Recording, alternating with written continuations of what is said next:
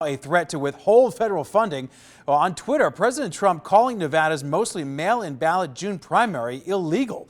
Well, 13 Action News reporter Jeremy Chen right now is live with reaction from state officials and also a UNLV professor about the legal challenges facing this issue. Jeremy.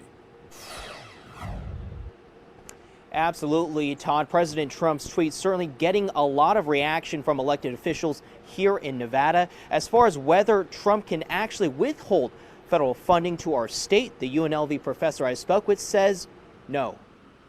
June's mostly male primary election has the president threatening to withhold federal funding, tweeting it would create a great voter fraud scenario and telling state officials you must not cheat in elections. It's led to a flurry of reaction from Nevada Democrats. Senator Catherine Cortez Masto snapping back at the president with her tweet, suggesting the president ingested bleach, further impairing his judgment and criticizing his threat as outrageous. All this back and forth begs the question, can the president withhold funding? UNLV public policy professor Robert Lang says it would be unconstitutional. The states have, under the 10th Amendment to the Constitution, the ability to decide how they choose elected officials, including the president. Dr. Lang says only the Supreme Court could weigh in on such matters if a legal challenge went that far. That would be many months from now. It would be after the election.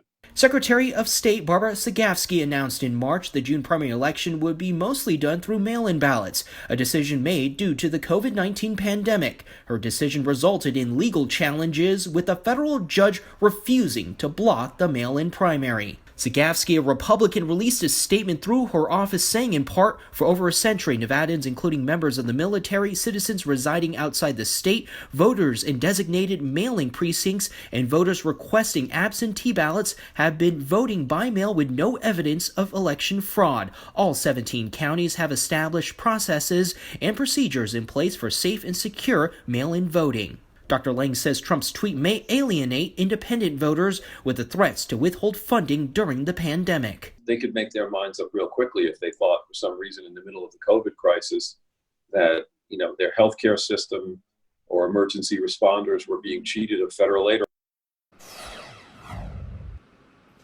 Now, the National Republican Committee is demanding an investigation into Nevada's primary. And coming up at 6, we're going to take a closer look at President Trump's claim of voter fraud in mail-in ballots. Jeremy Chen, 13 Action News.